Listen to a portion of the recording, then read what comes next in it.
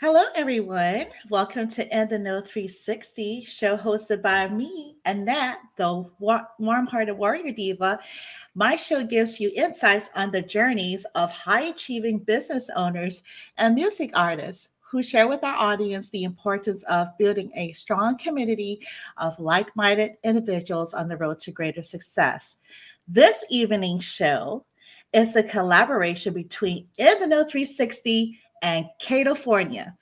Mr. Ktoefornia, also known as Kato, is from right from South Central Los Angeles, California, overcoming the urban hardships and still reigning supreme in South Central's brutal underground.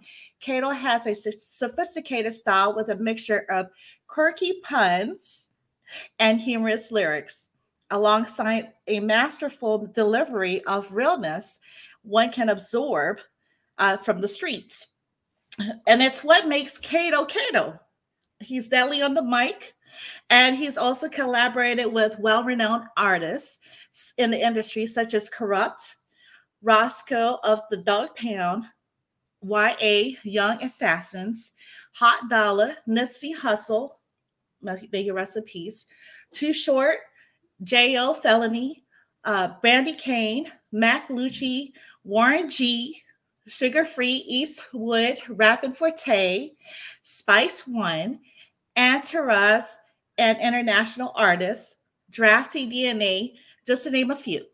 Yeah. Kato has served over a decade in the hip hop army and entertainment industry as an artist, ghostwriter, Hypeman, and host for numerous and various talents, events, shows, as a radio MC. His most recent appearance on the Gifted and Privileged album with West Coast legendary Sir Jinx. Welcome, Kato, and thank you for joining me this evening. Thank you for having me. Thank you for having me. Well, thank you, sir. We have several questions for you tonight. And let's see, I think the comments are coming through. Let me go ahead and pop in here. Let me put my thing see what the comments are on. That's interesting. Okay. Well, we'll go ahead and start with the questions. Okay. The first question is, no pressure, who or what inspired you to start your music and film career?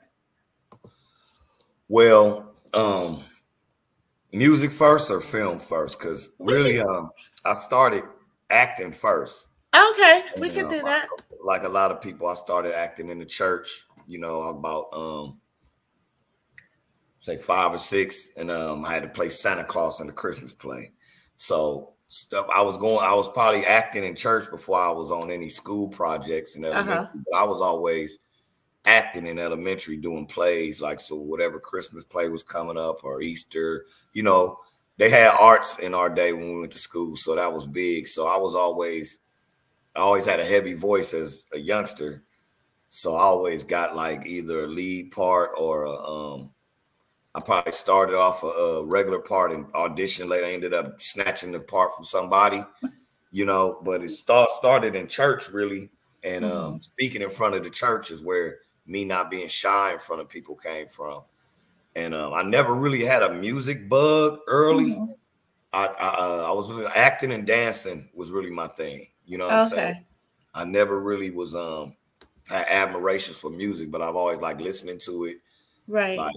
Like R&B music mainly, what I'm saying? Because I have a big sister, so most of my introduction to music came from stealing whatever tapes or whatever she was listening to. So that kind of was whatever I was gonna listen to until K.A.A came out and rap started getting played. Then I fell in love with rap. But really, the music journey started in high school. My graduating year of high school, from a friend of mine named Marlon. And he had a record deal, and Marlon used to ghostwrite for Coming of Age. And a brother named Jamiz had a song called Teddy Bear back in the day. And so I really was just his homeboy from school that used to make everybody laugh and shit like that. And so I ended up going to jail for a marijuana case when I was about 17, because I wasn't 18 yet.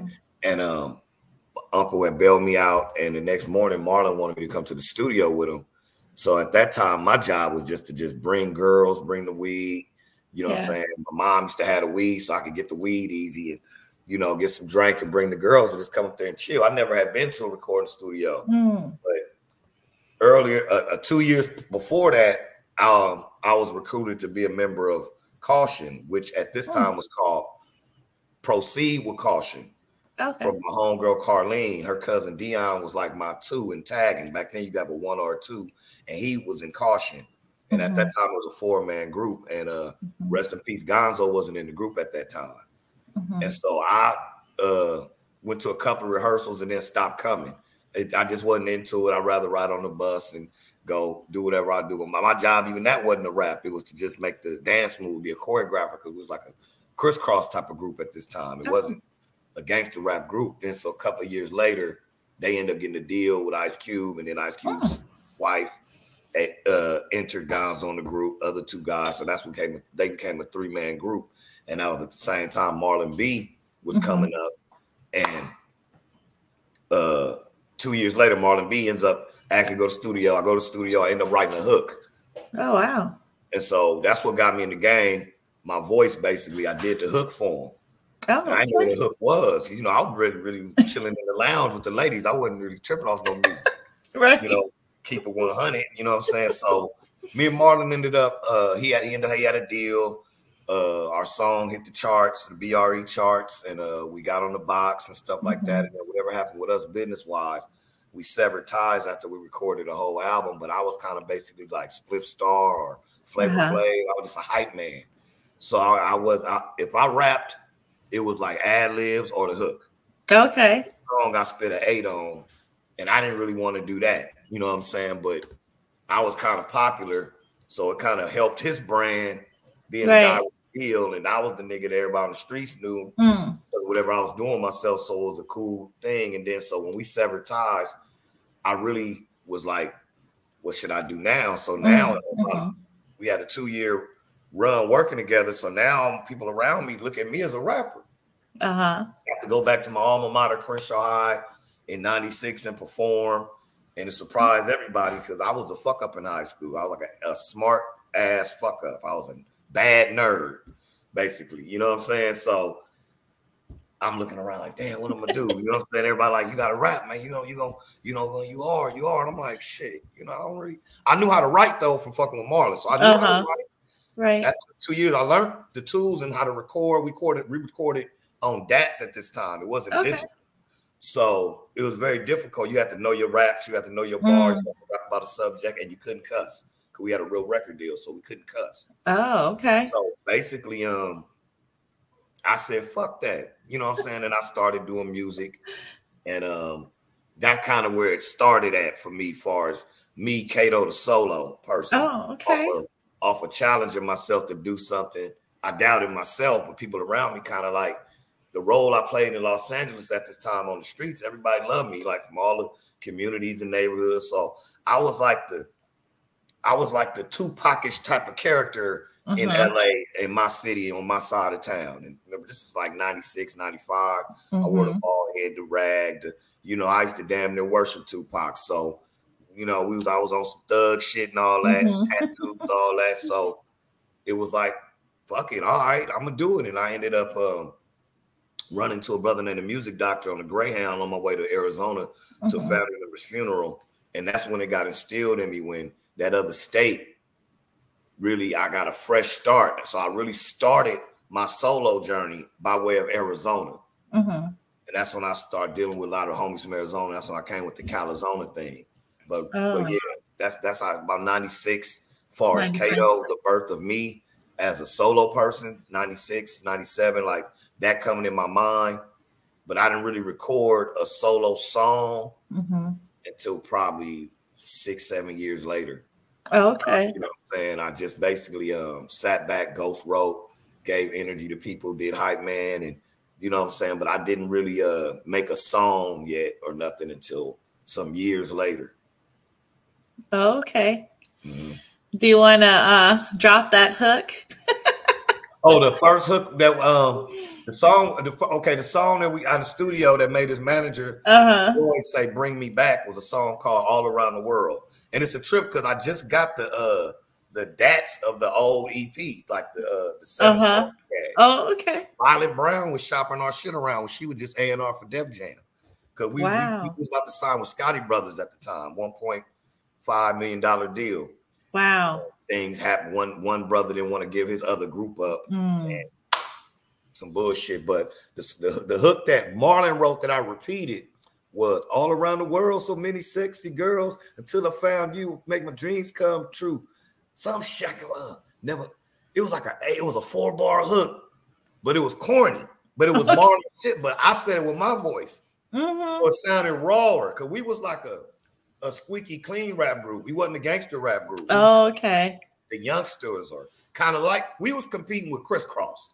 That was I see. Apex. We wanted to be harder than them niggas, but then you had the youngsters came out, Illegal came out, right? A lot of groups came out. You know what I'm saying? Was coming out. Yeah. You know, and then Caution, of course, was out. So that was kind of like, you know. But the hook I wrote was a song called Paper Chase. And it was I bet you wonder why I get high and let the dreams go by, try to stay alive. My paper chase. And the song Paper Chase was dedicated to a buddy of mine named Flint that had robbed a bank a couple of days before we signed our deal. And wow. Like, boy, do that shit. He's like, oh, he's on a paper chase. Man. So we made that song in dedication to him because it hurt us that he made that mistake like that. Right. Because that he inspired that song. And the other hook I wrote was like, what you gonna do when they come for you? Who? The niggas in the red and the blue, nowhere to run, the war's just begun. Niggas toting guns, killing niggas for fun. So once I start writing them type of hooks, I got more of my me against the world. Yeah. So we was on 5 Minutes of Fame with John London at the time. And when the callers called in, we played our song. They're like, oh my God, you could just tell that they love Tupac, you know, but at this time, this 1990. 95, 96, who the fuck don't? You know, right. 94, because he was in jail. So we went on 5 Minutes of Fame and shit like that with John Lennon in a house party. And we performed at Peppers in the City of Industry for Theo and all that type of stuff. So he was kind of on, like fast. So it really wasn't no time for to be trained up. Luckily, Marlon wasn't stingy with teaching me how to format songs because he used to write R&B. And so that's why still to this day, when I write rap music, I still write it in the form of an R&B song. So that's why I have so much emotions and the wordplay I use and the type of shit I choose to spit bars about. It's either gonna come, it's either about my soul, my heart, my head, or where my passion is, because that's where I came from. I didn't come from monetary rap or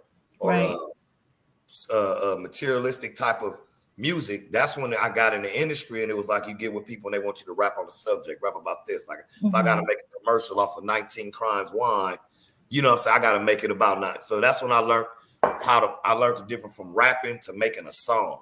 And then I had to learn how to making a song to making a hit. Then after making a hit, you gotta learn how to be a celebrity. After to be a celebrity, you gotta learn how to be a star. And then, you know, I'm still climbing a couple of those notches, but that was the recipe at the time, because when I started doing music, everybody didn't do music. So your voice, your bars was heard and appreciated.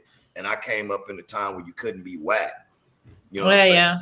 Like you got jumped on at parties if you was whack, or if you bit a nigga, or if you took their name, or anything similar to any other artist you was getting. And that's where I come from. So it's always been the friendly competition thing. But my first love of music was R&B first. Like Bobby Brown, my first Tupac. Feel me? So, you know what I'm saying? But I wanted to be an entertainer that day at the music awards when Michael did the moonwalk. That legendary moonwalk episode. I don't know if it was the Soul Train Awards or when he had the black and he did the moonwalk. And I went back to school. I was in the 3rd grade and I did that motherfucking moonwalk. I had the black jacket with the motherfucking slippers. Because my grandpa wouldn't buy me nothing red. And my sister would refer me. I went to Santa Barbara Elementary. It's King Elementary now.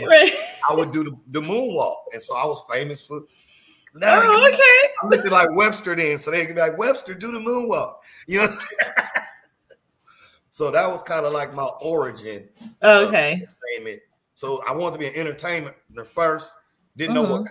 I just knew I wanted to make motherfuckers. I wanted to be seen, but I knew if you spent your energy paying me some attention, you wasn't gonna waste that shit. So if I gotta make you laugh, dance, talk, I could hold a note before I got shot. I'm gonna figure it out. But you're getting entertained, my nigga. You're getting this work. What you have there? Is that wine you're talking about? Oh, this is a little Pinot Noir.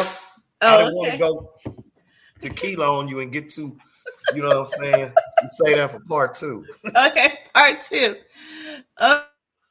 Well, I had the next question, moving straight to the next question, is can you recall the exact moment that you knew you wanted to pursue this career path? Oh. It's a loaded question. Music or acting? Let's do. We got to go one at a time because they're not in the same pocket, really. Hey, I see you back there. We have a guest. That's your co-host. So that's my assistant. She ready to be the co-host. She tired of the games. Yeah. Let's do music. Let's do music. First. Yeah. When I knew when we had choreographers and the response I got when my mom and everybody came out to it was called Casablancas, but it's called how it was ended up turning into Dublin's, and then they turned it into House of Blues at the time. And the response that we had got on our first show, because we had choreographers, so I spent a lot of my time with the dancers and always had Marlon back. And when I seen that rapping shit was easier than acting, and by me not being the main rapper, I didn't have to do nothing but solely incorporate everything I knew how to do in one, and that was entertain. I ain't never had no problem with that shit. So I knew that we had something that first show at rehearsal, and it's like a zone. I went in a zone and helped choreograph the moves and help the shit, you know what I'm saying? And I knew that I had something, and then the response that we got from the people at that time, Bokeem Woodbine was there, and T-Boz was at the thing. Oh wow! It was the upstairs part of Dublin, but and the show was sponsored by The Beat, and that's when I knew I'm like I can do this shit. But it was fucked me up when me and Marlon broke up as a group. I felt like I got dropped off, like when Trey got dropped off at his daddy house, Boys in the Hood. I'm like, damn, wow, what I'm gonna do? Because none of my friends rapped. I just had real niggas around me. I didn't have no rapper homies. So it was like kind of on me. So I had to study like Ice Cube, Tupac. I had to study Rakim. I had to study Nas. I had to study Method Man. I had to study all these different artists to try to form my ism and still be original. So my name is Ktoe from birth. That's my dad name, and I'm his junior. So just so happened Pop, because I was trying to find a rap name. So everybody like, nigga, be Ktoe. But Ktoe is a family name. So I'm like, nah, nigga, I want to be MC something. You know what I'm saying? One of them type of names. And he was like, what, nobody going to call me nothing else but Ktoe. They like, well, you Ktoe? Because my real name Larry. So they like, Ktoe don't fit you. So it's so confusing because my hood, my community called me Little Larry, but Ktoe's, I really had a nickname at home. So I would go outside like, you can't call me Ktoe if you ain't related to me. Right. When I started doing music and Pac started saying, remember Ktoe and stuff like that, it was kind of a no-brainer. Yeah. Because at that time, a lot of people felt I gave them Pac energy. And, you know what I'm saying? If I could see some pictures of me when I was younger, I used to lie and get in the club, so I was the nigga nephew. Oh, wow. Yeah, I'm saying, I'm his sister's son. I'm a Maru. My name was Callie or Maru Shakur. I had an ID and everything. Oh, wow. On my mama. I've been going to 21 and over club since 1990 motherfucking 4. Wow. On my mama. So I knew it by being a hype man. And I knew when I got to Arizona, I was kind of free because nobody knew me from street shit. So I could concentrate only on music. Right. And my producer, the music doctor, and the way he treated me, and they kind of sat on me like 3-4 years, like how you sit on a quarterback.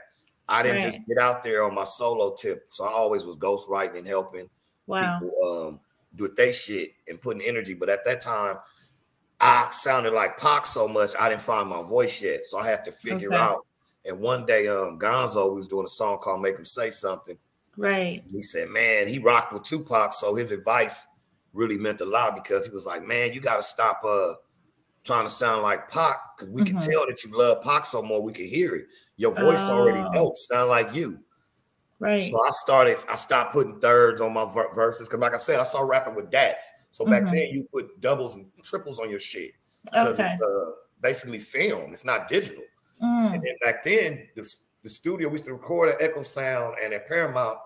And before our manager would even book our studio time, we had to spit the rap 7 times. Wow. 3/16s. You have to spit it because at that time the studio was $90-some an hour. So ain't nobody. And one day we was in the studio, what, 18 hours?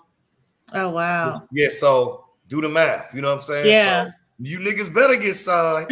So Right. that's kind of like what it was. It was kind of like my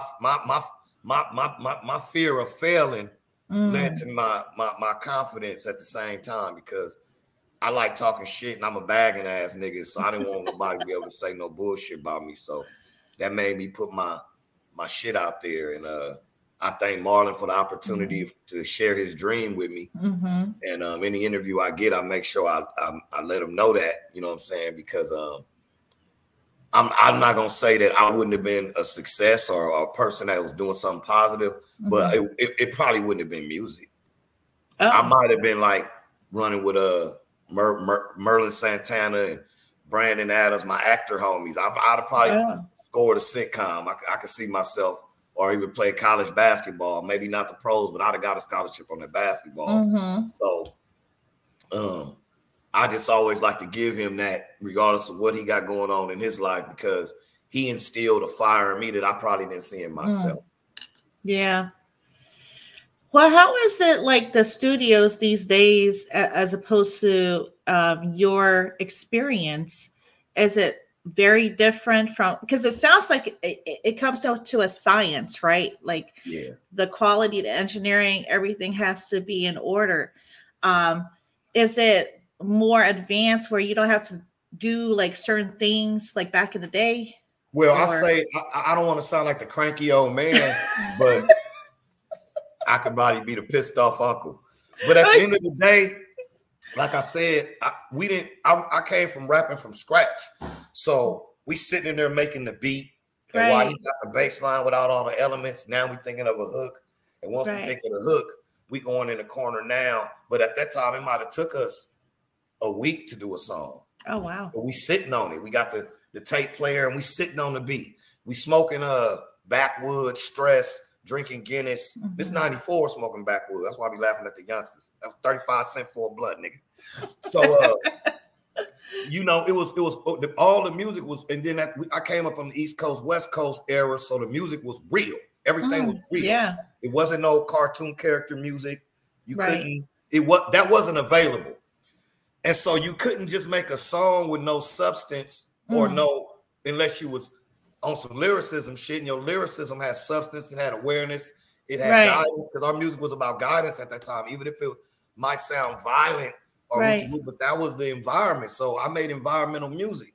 So the temperature of the streets really dictated what we was gonna do to that beat, unless we was going to the ladies with it. Or was we going to the club with it? At the time, the club was basically, we bobbing our head like that back then. So like bumping and banging, you know what I'm saying? It was different, you know what I'm saying? So as now, you can go in there and rap to other niggas' beats, and you can say one line, stop, go in there, say another line, stop, go say, and then the nigga tell you they rap 300 bars. No. If I had to go do 36 bars, because it was 3/16s back then, and we put sub hooks on our shit, because the bridges and the hooks give the song that soul. You know what I'm saying? Like I said, we formatted it like R&B. The purpose was to be jamming. That's all it was about. It was like, what's jamming? So, you know what I'm saying? We trying to see what Jermaine Dupri doing. But then again, shouts out to Chris Parks, Playground Productions, who did our track. We sat there with him. It was about the funk, and the sound of Battle Cat had kind of produced more than the Dr. Dre-ish type of sound. It was more about the wank, the blank, and B-walk and Hoover Stomp, and it was for the niggas down the street and at the local red light. So we making music for the niggas at the local red light that's putting the 15s in their trunk. So we wanted to make sure whatever they repeating is dope, and that shit banging, and that hook is what it is. So I only say the creativity is at stake nowadays because you can be a success sounding like another nigga. You cannot do that. So that's the problem I got with the creative process of today, because it wouldn't be no throw a beat out there and call it a such and such challenge, because whoever original beat that was is gonna get mad niggas rapping this beat. Right. You know what I'm saying? Later, the mixtape thing came to the West Coast. But our mixtape thing was about us rapping to our own shit and just putting it on project. But we really didn't want to rap with other niggas. We'd collab to try to eat each other up on the mic. That's why everybody sounds so venomous when you hear like SpiceOne MC8 or Mac 10, and when he collabed with anybody back in the day, he's ripping that shit. Niggas underestimate his lyricism out of that group. You know what I'm saying? Shouts out to Mac 10. But that was the difference in the creativity is stumped, because you can't be a success not actually having talent.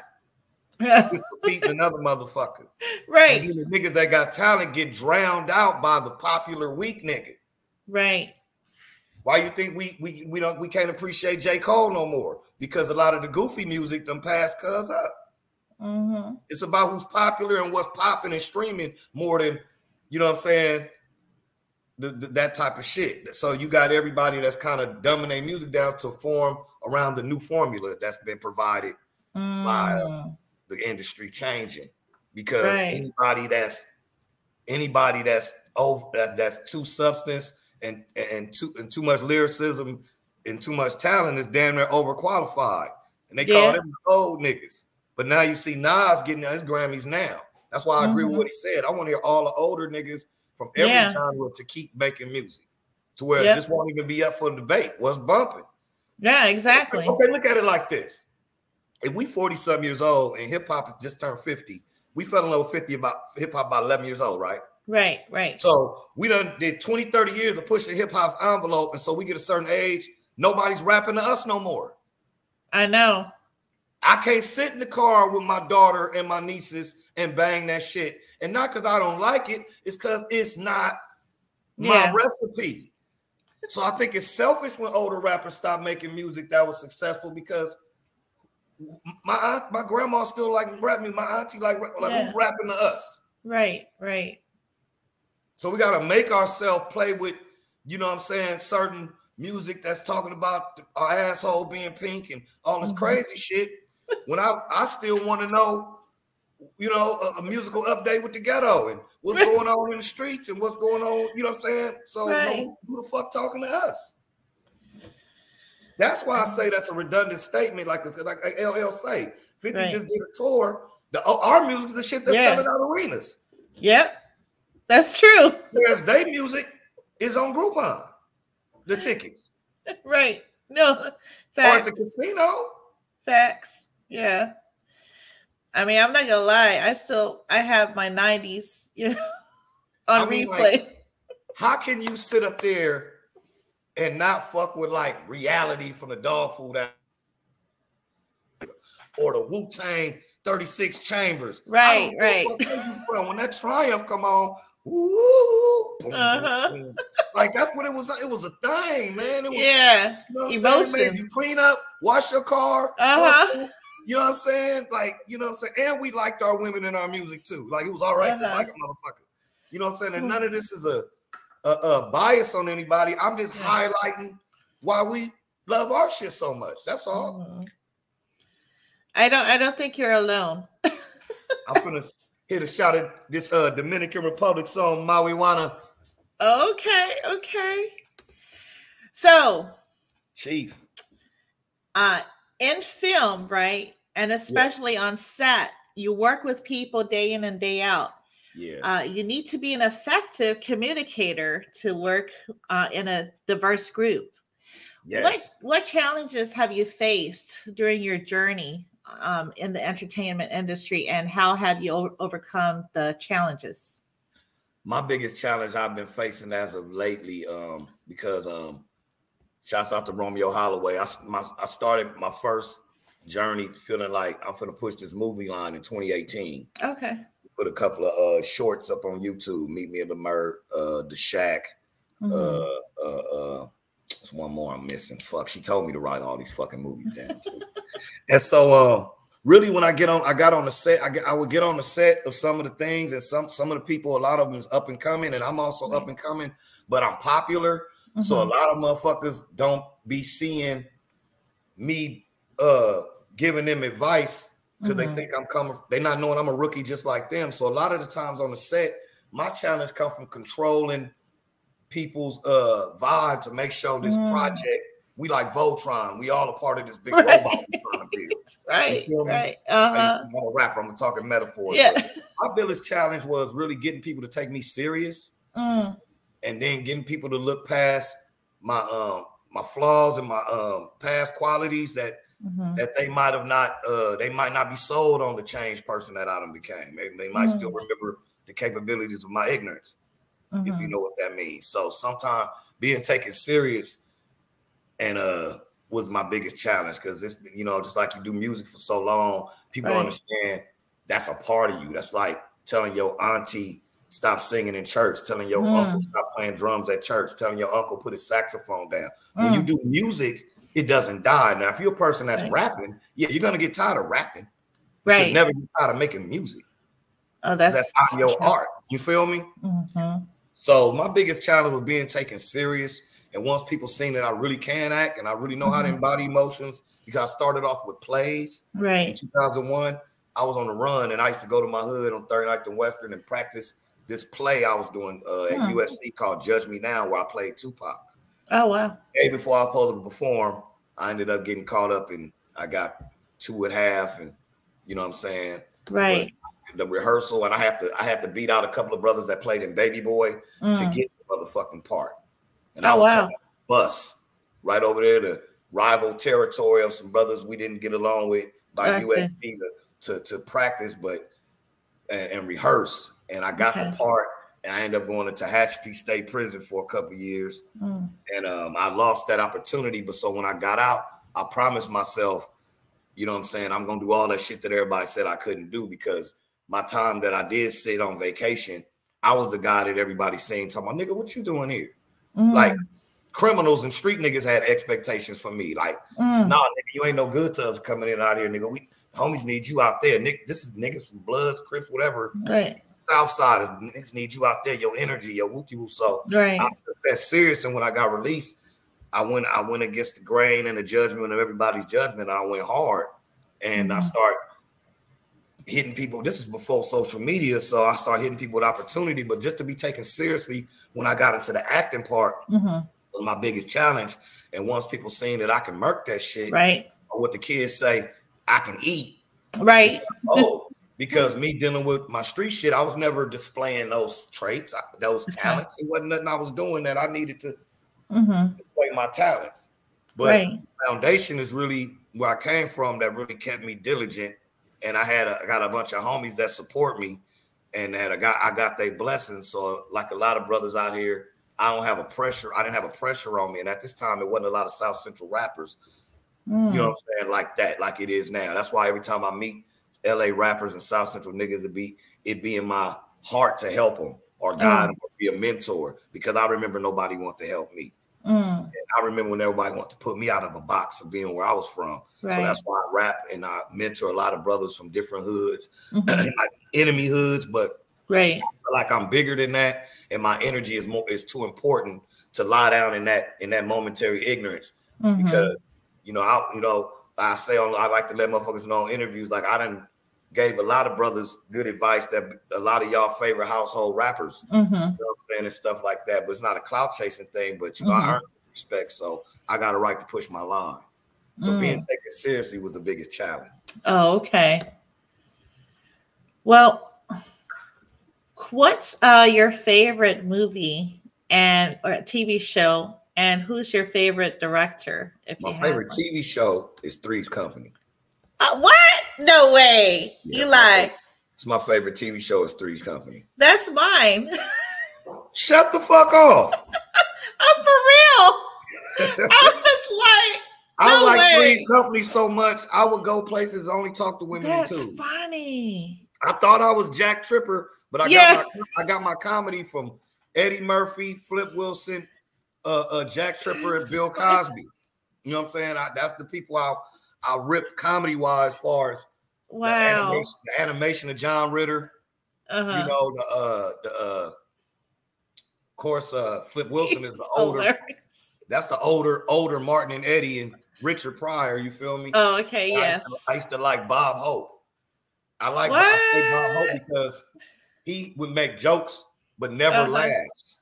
Right. He was the only comedian I seen never laugh at his shit. And I used to look at my grandpa, because remember back then TV was like whatever's on, you watching. Right.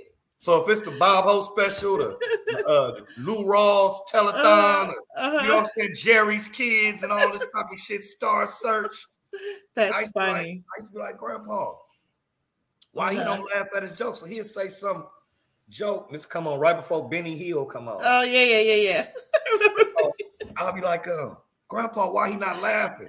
That's like funny. comedians ain't supposed to laugh at it. So he had this satire type of comedy. So I would take traits of all those different energies and take that shit with me. And that was like my show's comedy. But my favorite movie.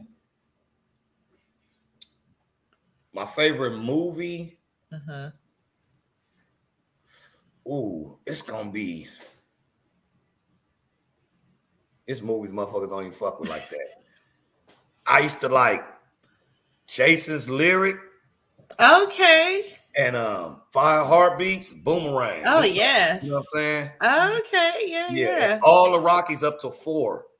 5, all right. But 4, you know what I'm saying? All the Rockies up to 4. And Boomerang's my favorite Eddie Murphy movie. Okay. And I love Blue Streak, Martin. You know what I'm saying? Okay. And Swordfish. Why did you I know it's random, but that's what it is. Hey, I love Three's Company. That's like one of my favorite shows as well. Now you're gonna make me go back and watch the reruns. I still watch it. I got the what's that app called, Pluto, with all the old shit. Oh yeah. That is funny. So Boomerang, what got you in Boomerang? Was it when she went to the door when it was raining and she had the trench coat? The foot scene. The foot scene. That's what I was thinking. The foot scene. When he lifted up, because you know what I'm saying, when that movie came out, I wasn't active like that with the ladies. Okay. So I didn't understand. It didn't bear no weighing on me until I got older. And I bet you if that scene never came out, men wouldn't have no problem fucking with somebody with corns on their feet and bunions. That scene alone changed the culture of the foot. I think so too. They're like, oh, she gotta have pretty feet. Yep. That is hilarious. Yep, that was it. That scene right there. And then when she slapped that nigga on the side of the refrigerator, and the title came out of the title song by Tony Braxton. Love should have brought your ass home last night. You know what I'm saying? And Halle Berry, little cute ass, you know, that with the Anita Baker haircut, you know, the strong woman haircut, you know. So that was my shit. I didn't have cable coming up, so my favorite movies was shit when VHS came out. But I saw Rocky IV at the Village Theater. I must break you, and if he dies, he dies. I hated Russians for years because of that shit. You know what? They got my feelings. Yep. I got the damn coat in my closet when he was training with the fur, the leather coat, and he was in the fur chopping the wood. And them training songs. Come on. Highway through the band. That's like the Hulk Hogan entrance, man. That shit was passion. Make you want to do some push-ups right now. Man, I do 17 push-ups right now. Don't play with me. Oh, Lord. Can I get that on film? I don't want to mess up my good shirt. Wink. So you mentioned Tupac because you've listened to him repeatedly, right, for your style. So the question is, how would you describe your music style? I know from listening to your songs, you do put emotions into it. And it's funny that you mentioned that you added the R&B rhythm, right, to portray the emotions of the song. How would you describe it? Your music style besides what I've already mentioned? Shit, basically everything you said, but like like I done went in the studios. My shit is honestly me, Ktoefornia, because I done been in the studio with brothers, you know what I'm saying, and tried to tap into how they get down. And I'm really not in my strong points like that. You feel me? That's why, you know what I'm saying? Because I collab a lot. Right. And so then I learned how to be a professional collaborator, and I learned how to tap into nigga styles and stuff like that. And once I learned it was a business, I was able to alter shit I rap about and take every song I do as a case-by-case scenario. So I don't have a one style thing. That's why if you heard my playlist, don't one song sound alike. No. Not one. It doesn't. You be like, what? Wait, but that's tight too. But it's tight in this pocket. But then, right. So after about a few weeks, you're like, you know what? This nigga hard. You know what I'm saying? So it'd be like, you know, it's like I'm an acquired taste type of thing. It's like Mountain Dew and Dr. Pepper. That's so true. You know what I'm saying? And I own that. So it made it easy when I would like say it was the time I would deal with women, and you know, they get in the car and they like put on some whoopty whoop. And I come from the studio, I'm like, listen to this when I did whoopty whoopty whoop. You know what I'm saying? I didn't make them no believer yet because I was still just Kato to their ass. So I had my biggest challenge with music was making people around me believe that I'm a rapper. Right. You know what I'm saying? I could play another nigga that's on the level of me music and they'll pay that shit more attention and then me. And I'll be like, I don't think my shit is worse or better, but I think my shit is me. Like, it's after a while I just tapped into it because like I say, I'm fueled by shit people say I can't do. So that was that I don't have a because I can do a Method Man type of song. You know, I can rap in double time with some fast niggas like on the Bone Thug tip. I know how to do that. I know how to rap passion with words for the ladies. I know how to say some real shit for niggas that don't want to hear that no nonsense shit. Yeah. And I know how to make something that my kids or my auntie and them want to hear. And I know how to make something funny too. I can make a funny song, you know what I'm saying? But it's gonna be real regardless. Like the facts and everything into that shit, that's not changing. That's the rule of my style. Is the fact that I'm not able to lie in no music. Right. It ain't in me like that. And that shouts out to all my niggas that be lying. That shit just ain't me. That's deep. If I'm rapping about a Maybach, I done just got out of it, or somebody picked me up in it. You know what I'm saying? I ain't got it, but unless I'm speaking on a situation that a Maybach's involved in, because I can tell a story also. I can rap a situation. You know what I'm saying? So you know that's where I used to. That's how I can sneak in talking that shit that somebody that's collabing with me might want to say, well, this is about us doing this in the club, whoopty whoop. So I'll talk about a person that I've seen doing that, or talk about a situation that I've been in doing that, rather than I'm gone. Because I'm probably not gonna buy a gang of bottles. Right. You are too much. I ain't about to throw away 5,000. I know, right? Got it. It's just, I'm not from that thing that does that. You know, I'm for the party. If I go to the club or party, I actually want to dance. Right. I want to get my shit on. You know what I'm saying? So, you know, I don't want to dance with my homeboys in a circle and watch the girls freak each other and twerk each other and some fresh ass niggas that have spent all this money to come in here and watch everybody act like action figures. Right. Nah, I ain't with that. I know. Whatever happened to just people going on the dance floor and letting their hair down? That's why I just go to get-togethers and functions where motherfuckers is I know, right? Yeah, the club. That's now, what I do. Like, I done spent all this money and I just smell good, and ain't no woman gonna get close enough to me to smell the damn cologne. Because they dancing with each other, and the women in the sections and the niggas is in the circle holding each other hand, walking for each other and whatever's carrying on. So facts. You know, I knew when to tap out. I know that's right. I love events because you can do the line dance like to Mia. That's like the hot thing now. They show off these shoulder moves. Got me fucked up. Oh my Lord. So if you had your choice for 3 artists to open up a show for, who would they be? I know I dropped love it. to open up for Nas. Okay. It's hard to say that because I done opened up for some niggas, you know what I'm saying?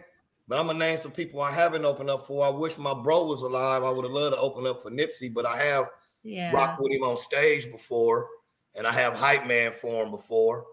You know what I'm saying? I was blessed to say that. I was blessed to be on a public access show back when we was all coming up. I'm trying to find that footage for right now. And so Nip and Nas, and I've opened up for Q before. I've opened up for Too Short. I've opened up for Yuck Mom. I've opened up for Kurupt. T.I. Okay, yeah. Or Fabulous or something. You know what I'm saying? But yeah. I rock with that. Yeah. I like that. Yeah. Huh. Yeah. T.I.'s Urban Legend album, when that came out, I got released. And that was my kind of like when I used to, that was kind of like my Me Against the World. You feel me? That album. That's one of them complete albums. That album number 10 by Too Short, T.I.'s album Urban Legend, Me Against the World by Tupac. It was written by Nas and you know, the one Ether on it. Certain Ones is just my this album by Daz and Kurupt called Raw. It's one of Daz's independent albums. Those are certain albums that's like, wow, yeah, nigga, I get my zone off certain shit. It's like listening to Chocolate Factory or Baby Be Mine by Michael Jackson. Some shit get me in the zone. You feel me?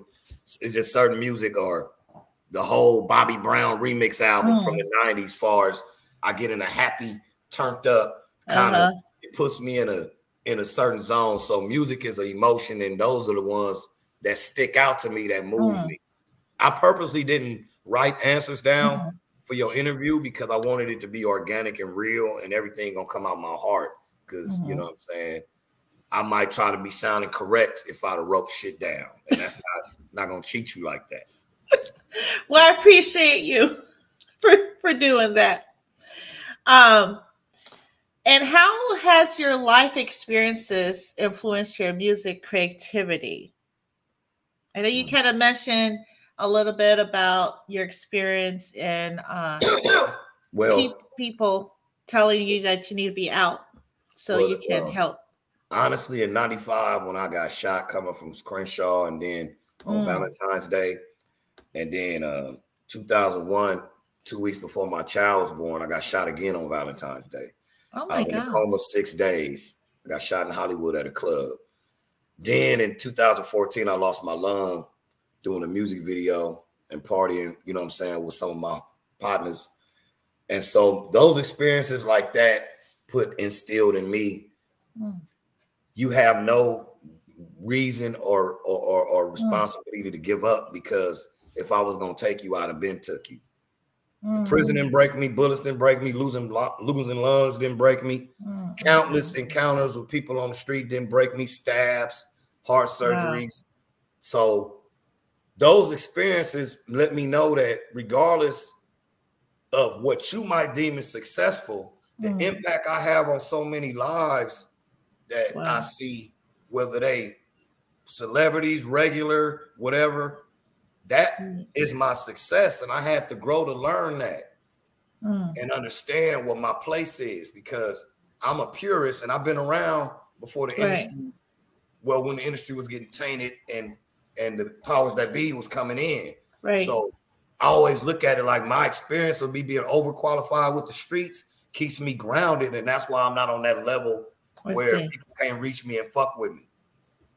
So my experiences, my story is my glory. So my experience is what shaped the mold of a person that's not afraid to be a genuine man or a genuine article. And maybe I can influence other people to be themselves, normalize being normal. And that's what my mission is now. That's why I keep dropping songs, keep jumping on shit, keep doing shit, keep rocking and rolling, because the key is to never give up. Thank God Nipsey came with the word marathon. But me, indirectly, I already been running one. You feel me? I was years in the game before a lot of our West Coast niggas start finding our own voice and not waiting on the older niggas. And I rock with a lot of the older niggas, but at the end of the day, my experience is the best thing could have happened to me. And the not give up factor and the fire is still in me. Like I get depressed and frustrated when I can't get in the studio. Like I have an attitude like how people ain't got no weed, or I have music creative withdrawals. When I can't be creative, like it fucks me up. Like I'm no good. I won't even come outside because I ain't really interested in shit else but creating or influencing or inspiring. If I'm not doing none of that, I kind of ain't got really nothing to talk about. If you ain't trying to pick my brain, I don't even want you talking to me. You know what I'm saying? Because I ain't no good to you. I ain't gonna say a bunch of pooting and giggling and shit. And we got enough of that. You can go to look at these niggas' podcasts. You want to hear some pooting and giggling?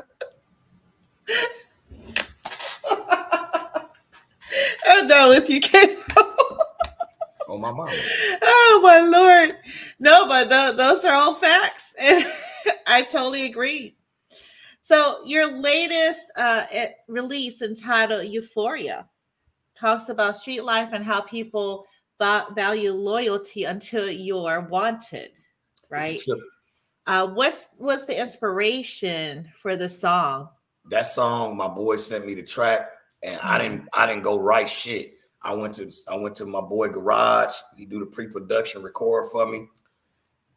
Wow. And I just went straight from the soul with that one as far as the basics of the culture right now is so infatuated with saying they're a real one. Right. They're infatuated with people snitching. But at the same time, this is a generation that generates multi-millions of dollars a year off telling on each other. Because the police and the government pay so much money to snitches. That's why they outweigh the real niggas, because being real don't pay as much as being on that side. True. But then people still want to act like they fall in love with the line, serve two masters, and walk that line of like, well, my nigga right here won't say nothing. No special about cuz. He don't want to do 10 years in jail either. He's not gonna say it. These niggas tell for 90 days now. It could be ticket time. I'm from the era where somebody get a case and get 5 years. You nigga, I only got 5, nigga, but I didn't say nothing because you knew you're gonna go back with your what? Right. Self-respect. Self-respect is not in the game no more. And these are old ass stories. So I made Euphoria to say, you think your niggas won't talk now? Wait till you want it. Not wait till he want it. Wait till he's wanted. Wait till he's the one getting looked for. And his ticket can be just your ass. Being solid is not in style. It's not cute. You know what I'm saying? So I made that song as an indirect eyebrow raiser. Like, look, my nigga, it can happen to everybody, and it's gonna happen to everybody if you put yourself in that position. Play stupid games, win stupid prizes. True. You know what I'm saying? Life ain't a baby shower, my nigga. You know what I'm saying? This is real shit. If you want to be a criminal, a voluntary criminal, because there's so many opportunities, the only hustle left now is being a thief. Government sell the weed, government smokers is on pills. They don't need your crack like that. You know what I'm saying? And all the states are legal with marijuana, so everybody don't need that. So in how the streets go, if you're not doing none of those things, which is a small margin of niggas, you a thief. So therefore, what's an honor in a thief? What thief got honor? Hell yeah, I'm getting out of jail. They done you can bag up your niggas' freedom, zip it up, and niggas are selling freedom. They selling each other now. It's like a new slavery. Like police will get at you like, nigga, he go 20,000 in the bathroom at McDonald's on such and such. Go pick it up. I need such and such amount of niggas this year. But they gotta keep you looking good. So you need that money to buy the chains and throw the money out and get the bottles to attract the niggas so you can flip niggas. Yeah. They flip the niggas like LA flip street tacos. Damn. It's a fucked up truth. But not my Rubios. Ain't no money in loyalty. Yeah, ain't no money in loyalty. Jay-Z said everything is cool. Until your nigga gets some bread. So that's where it comes from. It came from and I use my hip hop lane. So you got to listen to it to fuck with it. You know what I'm saying? You know, he saw all the vision. You know what I'm saying? He put his life in his hands and whoopty whoop, and then he chose to let another motherfucker bag him up like a zip. But you voluntarily did that. So how much compassion I'm supposed to have? Yeah. You can right now, you can just hop on your phone and be a damn celebrity and sell a product. So I don't know what you want me to feel sorry for. Your effort? No, that's so true. That is so true. You can do Bitcoin on your Cash App, nigga. So fuck out of here. Oh my goodness. So what was your best collaboration and why do you think that collaboration worked well? My best collaboration is with my bro and rap partner, TriStar. Okay. We did a song called Cold Thuggin'. And I ripped the Rick James riff. That's on that Gifted and Privileged album by Sir Jinx. Okay. Songs produced by the Music Doctor.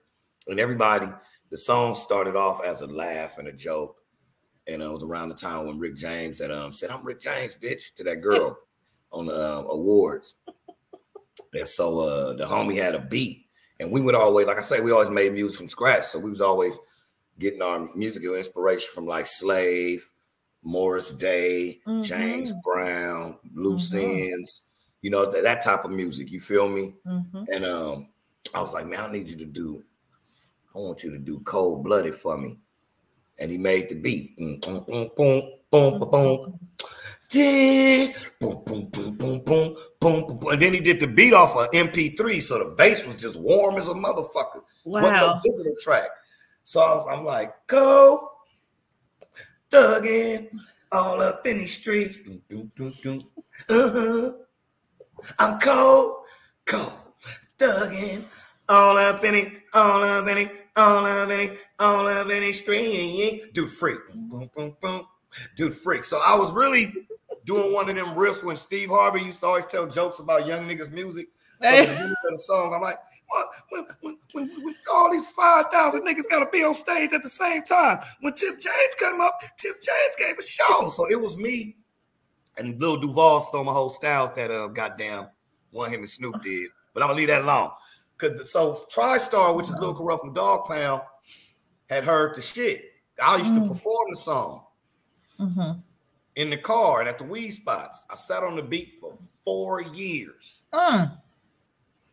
That's a long time. We was at the studio, at the house. Nigga homie brought the Apple over. 2007. And I'm like, man, just give me an 8. Hat to the back with my pants still sagging. Just bought a bucket, but I got a Benz wagon. Pull up to the club, Lil Rupp with an ounce in. Got all the hoes in this motherfucker bouncing. So the beat went around our bars. So the shit was so fun sounding. To this day, I just got an inbox yesterday from a brother about the A-Trays named D3 the Gas Man. I'm going to give you a link so you can do an interview on him. He inboxed me yesterday and told me I'm the reason he rapped because of the song Cold Thuggin'. Fuck me up. What? Wow. Dude, gas, you're going to be like, oh, shit. I influenced you, nigga. But he was best friends with my little brother, and they used to come through. So all that music, like I said, segued off of passion. I seen that internet thing from Rick James. I know what to do with the beat. And we did the song, and that was one of my hottest performance songs. I still don't have a video for it, and Kurupt let me. That's how I got in the group YA Anterazh with Kurupt, TriStar, and the homies and Roscoe and the homies because of that song, because I was opening up for Kurupt with that song and another song I got called South Central Town. And so I would run around and only perform those 2 songs and another song called In the Building. So I performed those 3 songs for about 4 or 5 years on the Rick Hard circuit. And that's how my fan base developed, because by me being up and coming, I would only do the same set. So everybody could get in your head. Wasn't no internet. So go outside and perform. So for 4 years straight, I was performing probably about 6 times a week. Wow. 4 years straight when I got out of jail. Shouts out to Rick Hard. Shouts out to Ballhead Entertainment. Shouts out to Oni. You know what I'm saying? But I ended up being like they had Sunset Wednesdays out here in LA. I was the top artist every Wednesday. I was the headliner for probably 3 years doing that. Because people knew I was gonna do Cold Thuggin' or South Central Town. Right. I'm saying In the Building. And you know, that was what it was, dog. Nigga got it out the mud. Wow. So Live performances, right, that you've done, as opposed to like virtual or in the studio. um, I believe that this is just my opinion. I believe that you get more experience being out there performing as opposed to just, putting an album out or a mixtape out or a I need the single out. charger. What are your thoughts on that? Ask me one more time because I was trying to get the charger for the computer. Oh, Give me that one more time. I'm sorry. it's all good. So live performance versus just putting a mixtape or album out, right? Uh-huh. Do you feel like you get more experience uh, doing live performances and getting feedback from the crowd, that audience, as opposed to the virtual way of getting feedback? Definitely live because for one, you get to see what songs you need to stop trying to perform. For one. Every song, because it's jamming, ain't for no damn show. You know what I'm saying? You got to know what's your jam. That's another reason I made Cold Thuggin' also, because it's a jam. I'm gonna send you the link to it. I should have sent it. I don't share because it's under K-TOE, so it don't come under Ktoefornia music. But I'm gonna re-release it because I'm gonna release a Ktoefornia Lost Files album. Nice. And, just to have all the old shit. I'm just trying to get a lot of shit digitally transferred music wise, like so it sounds quality up to date. Right. But of course, live shows and the experience, because I done performed in front of clubs, stadiums. Right. I performed at the Ontario Center. I performed at the it was the Staples of the Nokia. I performed at baby showers. I performed at dinner party. I performed at weed sessions with 2 and 3 motherfuckers. Like, so it's nothing like getting the look on people's face of the reaction of what the fuck you got going on, man. It's nothing like that because that's what the fabric of this shit is. That's why I say sometimes you end up knowing how to perform and how to be a celebrity, what I was telling you earlier. Right. And ain't nothing like a show. Like, wow. To feel your dreams dead in your face, to touch that female or that little kid or shake that nigga hand and he like, nigga, I'll bang your shit when I get dressed. Oh, I go to work. I work out to your shit. I get that a lot. You know what I'm saying? I get a lot of people. I be letting my son hear your shit so he could, you know what I'm saying? So that don't weigh the same as live. Like you got everybody attention for these seconds and they enjoying your attention. You can let go of everything that your life consists of, because the reason you doing that live and got material that's on that live is because you trying to get away with your away from your reality and your situation. So while you bringing these people joy, they don't know that they're being therapeutic to you. That's so true. You know what I'm saying? We helping. It's a give and take with this shit. Yeah. And that don't even matter if they like it or not. That's an extra if they like it, but just you feeling free to get that shit up, throw that shit out there, and motherfuckers is receiving it. Right. Shit, ain't nothing like that feeling in the world, because it opens the door for more opportunities to make more people feel like that. Right. You know, if you can. You feel me? Got me all. Let me pour me some more of this communion juice. You got your bread? All right. I need a whole loaf. I'm the only nigga at the first Sunday at the church got honey wheat bread. I don't like white. I like crackers ain't gonna do it. I need the whole loaf that fed the 12 motherfuckers and the fish and the bread that one. Look, I ain't gonna lie. I've been eating this seeded bread, right? I think it's called Dave's something bread. It's like a protein. You out here on some sprout shit, huh? It's supposed to be good for you. Trader Joe looking ass. more like Harris Teeter Wegmans on the East Coast, but yeah. Oh, you on the East Coast? Where you at? I'm in Woodbridge, Virginia. The DMV. Virginia, you got your slides. That's right. They came last week. Yeah. DMV, yeah, the DMV. About 25 minutes south of DC. My bro Ghost, my partner Lucci is from out there that way. Oh, okay. He just dropped a joint. Yeah. I got some partners. They in Baltimore, though. Okay, definitely have to have them on here for sure. Yeah. Oh yeah, yeah. He watching my live right now, so I'm gonna send him the info. Okay. So, what's next for Kato, and what message would you like to give your fans and up and coming artists? Well, next right now, it's a couple of movies I'm in that's finna come out. Got some small parts, got some big parts. I got some extras. I'm in one with Richard Lawson, Oh. Aftershock, the movie. That's just they just wrapped. Mm-hmm. And I play he plays Al Sharpton in this movie, and I'm one of his Muslim soldiers, basically. You know what I'm saying? Temperatures Rising with Mm-hmm. Oba Aswad did that one. That's right now. It's at the Miami Film Festival right now. It's already got 4 film festival awards. That one got Paula J. Parker, Mm. DeAndre Bonds, Omar Gooden, Okay. E.D. the dance hall celebrity. Charging my head, not my heart. My girl Wisdom. Mm-hmm. My homegirl Red, called her Crippy Longstocking. She got a very memorable part in there. And Esperanza. That's the girl who blow my motherfucking head off. I'm a dope dealer in that. And one called right now, I got another movie that's being edited right now by Monique Seals.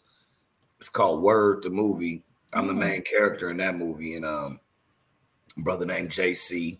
And you know, I'm going through some shit, but there's a lot of my real life involved in this movie, and I didn't know that when I was asked to do the part, and I appreciate that opportunity. Wow. And it's another Probation Officer, the movie. It's finna come out. Probation Violation. I'm sorry. Probation Violation. Okay. Probation Violation, the movie. You know what I'm saying? Sapphire Blue did that one. I'm a police officer in that one.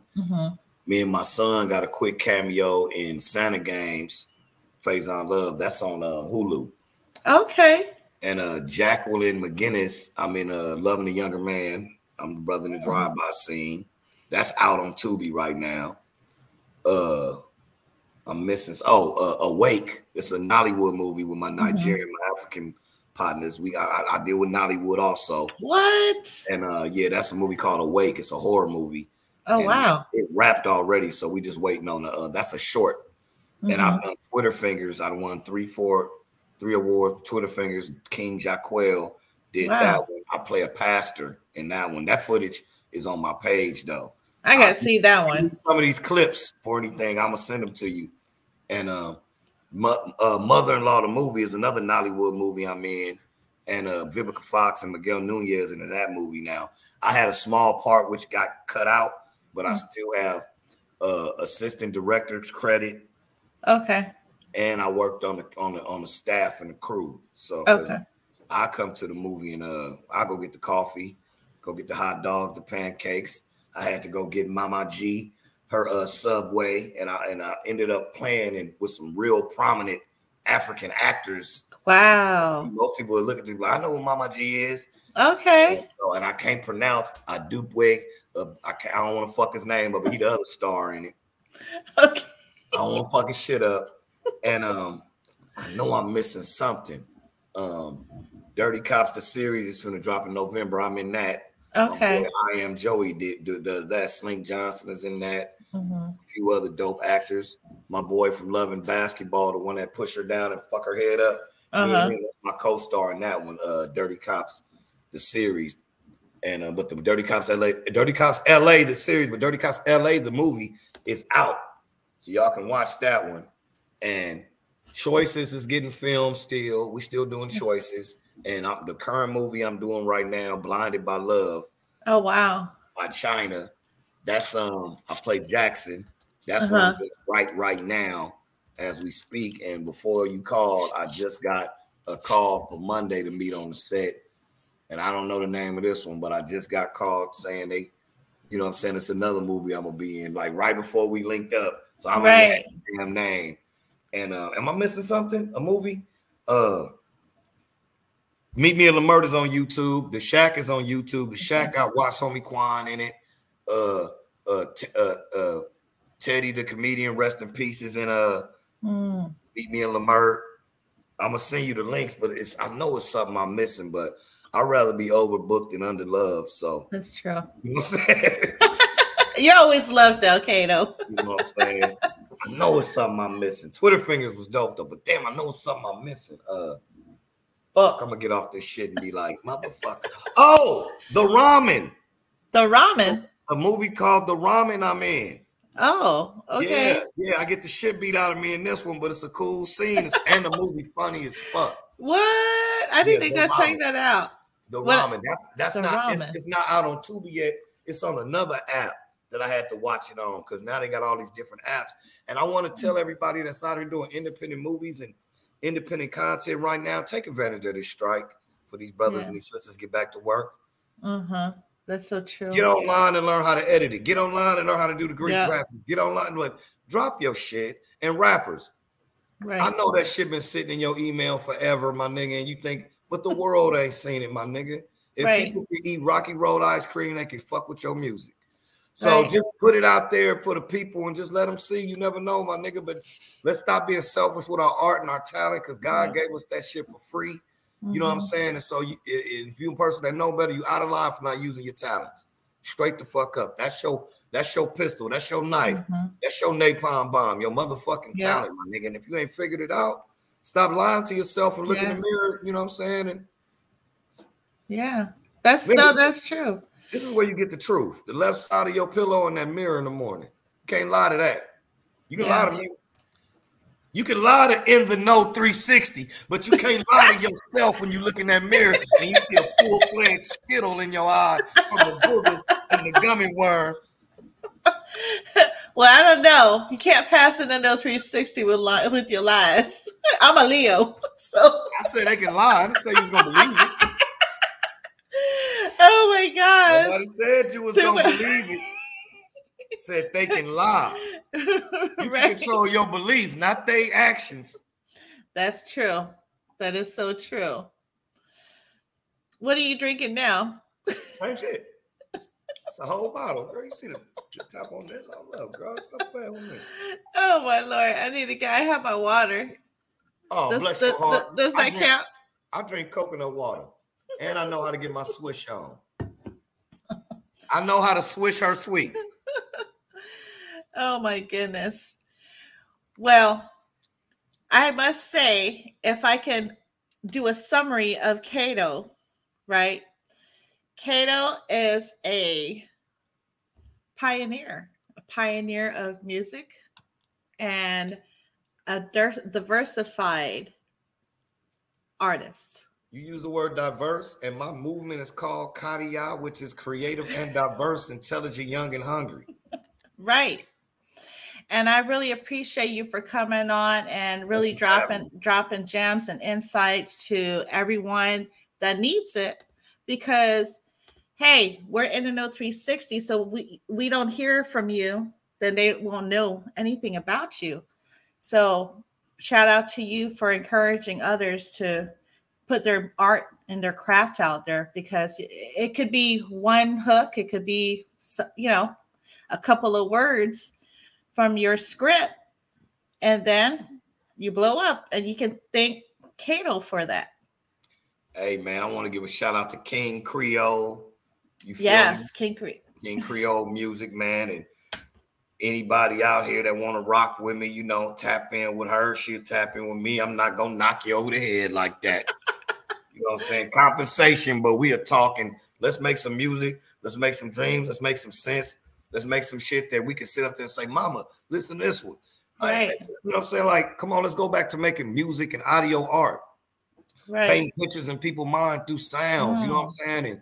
And you know what I'm saying? Let's do that shit. You know what I'm saying? Like, let's get out of the jackets that people putting on us, and we ain't even buy no shoes to match. You feel me? Like, let's fuck around and normalize being normal. Right. No, facts. Shout out to also Tiffany Bedwell. She was on here. What's up, Tiff? Yeah. Shout out to Miss Toy too, because I probably got to go over there on Lovely Radio and rock with my folks and the Queen, Vegan, Sharia. Oh yes, most definitely. That's true. The Ville. Booyah, DJ Booyah. Definitely with the Ville. Yeah, so King Creole, he was on the show.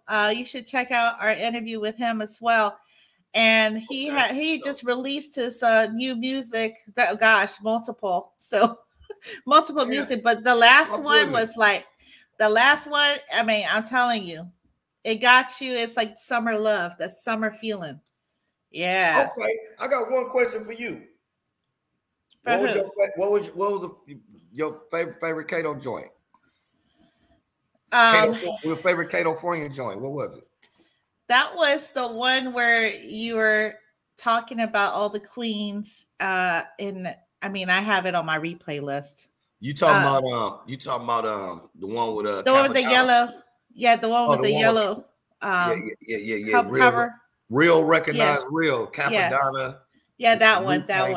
And Brooklyn James. That's my favorite. And we have to be at home. It's not good to be alone. Let's vibe, let's love, let's build. Because in a world of haters, real recognize real. These streets is overrated. Yeah. That's why I'm glad we made it. Let's love, let's build. What happened to all the men like that? That's what I'm trying to figure out. Oh no. Capadonna say, yo, what's up, love? Yo, my name's Jayo. Yeah. That's what got me right there. And you know what's so crazy? I was picturing right in the 90s how we used to dress, like the mini jackets and the mini skirts, you know, like you know, one of them popsicles, then the camera come and catch you like whatever. With some heels and some, you know, nylons on, stuff like that. And then you go back and hear a song with me, Glasses Malone, and Squeak Roof from West Side Connection, West y'all. Right. So it's like you don't know what you gonna get. Yeah, you know like what I'm saying? I gave you some California. Then I turned around and got one with Lydia Caesar, the Guns and Gold. That's the one y'all advertised. Yep. But I got some more music finna drop. I'm finna drop Love Your People with a badass Gotti and badass TY and my boy DH. And me and TriStar got an album right now y'all need to go get. Politics, the album. That's my favorite collaboration that y'all asked about. Okay. We did a real hot album. It's all the beats is done by Dusty Fuller, Dusty Talkbox Fuller. And only feature on there is Kurupt Young Gotti. Other than that, it's just me and TriStar, some West Coast EPMD type group shit. And I tell everybody that be like, oh man, you know, that's a group album, that's such and such and such. Well, why don't you team up with somebody and make one better than ours? And then we got other niggas that's gonna team up and make one better than y'all. And maybe niggas start working together and we can snatch our culture back instead of whining like Pinot Noir. Right? I thought you were gonna bust out with the hard liquor over there. No, I told you I'm fucking with you. Well, listen, it's been a pleasure, Mr. Ktoe. And this is showing right now live on YouTube, Facebook, Twitter, and the trifecta. Right. Or is it called X? And after the show, I'm going to create a reel for this live because Instagram, you know, they're special. So I have to work with them. And then also I will add it onto the Spotify and Apple Podcasts. So everything will be there. And you can see this interview by clicking Apple. Make sure you follow.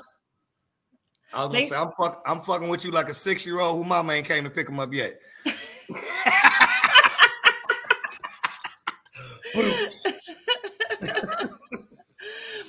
Like a 6-year-old who mama. Oh, that nigga's a fool. Yeah, I need to hear the jokes, man.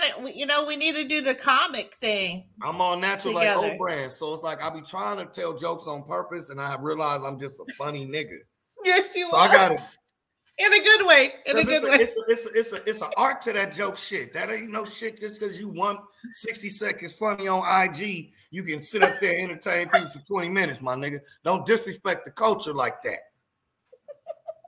I don't play with the comedy culture. Them niggas deserve it. Nigga, that's hard. It's easy to rap. You can't, because people look at you to not laugh when you say you're a comedian, But if I host your event and have your ass laughing for 20 minutes, I ain't got no pressure. And you was like, man, that nigga should be a comedian. I'd rather just keep saying that and realize I've been a comedian, motherfucker. And you didn't have to rub your hands on the tree stump at the Apollo show. Rub my hand on the Pinot Noir bottle. There you go. Well, we can tap in with you on IG. Do you normally do the IG or is there IG, Facebook? I'm Cousin Duracell with 2 L's. I know everybody wonder where the fuck Cousin Duracell came from, so I'm you the only show I never told anybody where Cousin Duracell come from. That's how much I'm fucking with you. Okay. You ever used to watch the Steve Harvey show? What was Levita's cousin name?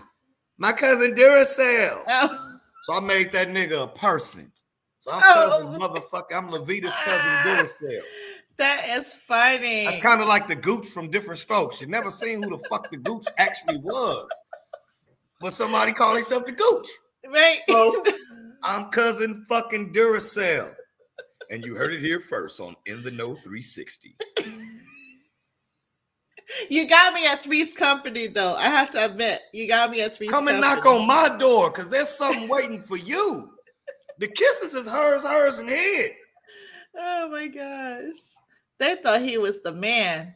You'll feel the life of the fall again. Laughter is calling for you. They were just some kids by the beach, chilling. Right. Broke and making rent. Going to cooking school. Wow. I'm dressed like Mr. Furley right now. That's why I always wear plaid pants. Don't forget the tie. The one.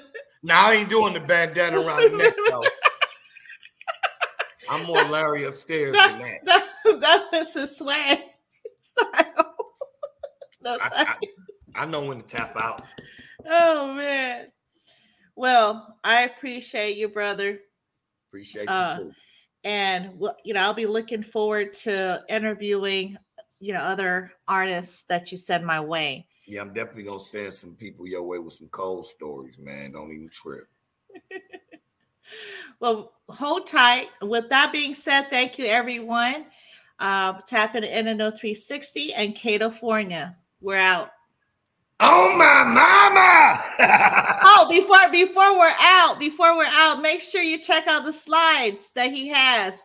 I just purchased some slides, and it's so comfortable. Well, hold on, let me get a pair that I can got right now. Yeah. He has some slides so we can slide down the Soul Train with the vegan queen Cherie.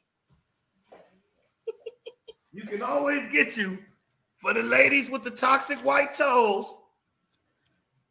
Yeah, that's mine right there. From Oh My Mamas. Oh My Mama. Oh My Mama. I love it. Get yours while it's still here. Tap in. I send them right to your door. I send them to your P.O. box. Don't trip. Ktoefornia _official. But it's KTOEFORNIA _official. Tap in like your ex-girlfriend tapped out. And we're out.